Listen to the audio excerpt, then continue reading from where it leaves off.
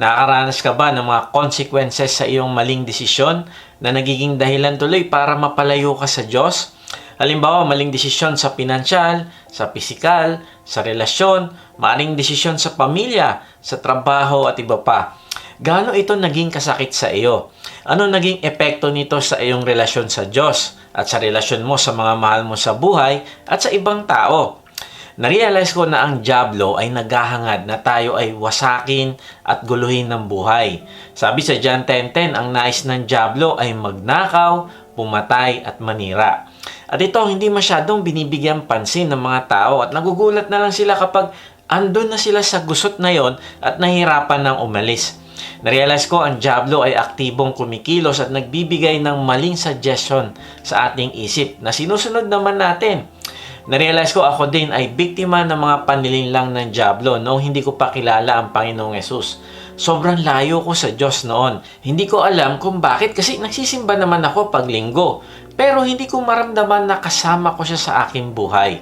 Magulo yung buhay ko dati. Para sa akin, ang buhay na masaya ay ang maging malaya na gawin ang nais ko. Mag-party, mambabae, magkaroon ng pagkakakitaan na kahit illegal naman, na magbibigay sa akin ng maraming pera para mabili ko yung mga luho ko at nais kong gawin sa buhay. Wala akong pakialam kahit na ang paraan ko ng pagkita ay hindi kalooban ng Diyos. At dahil dito ay parang butas yung aking bulsa. Naglalagay ako ng pera sa Kanya pero nawawala din sa isang iglap. Magulo din yung aking buhay pagdating sa area ng pakikipagrelasyon kasi hindi ako nakukontento sa isa. Naniwala ako sa dyablo na the more, the merrier. Hindi pala, the more, the complicated. Akala ko noon, ang complicated na relasyon ay madadaan sa pagpapa-abort para hindi ako matali sa isang relasyon. Kaya nagpa-abort ako ng 4 na beses sa iba't ibang babae. Akala ko maayos ang aking buhay at magiging masaya ako. Pero ang lahat pala ng ginagawa ko ay kasinungalingan na pinaniwalaan ko mula sa dyablo na hindi tumitigil hanggang hindi tayo tuluyang nawawasak at napapalayo sa Diyos. Magulo din yung paniniwala ko. Wala akong pinaniniwalaan na truth na galing sa Diyos.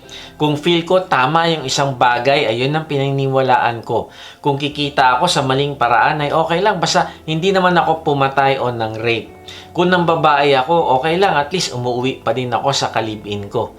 Magulo yung aking mga prinsipyo na pinaniniwalaan at wala akong direksyon. Narealize ko kapag ginagawa nating complicated ng bagay ay napapahamak tayo.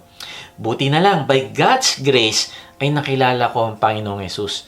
Binigyan niya ako ng tamang direksyon. Simple lang pala ang buhay. Dalawa lang lagi ang choice. Tama o mali. Kalooban ba yan ng Diyos o hindi?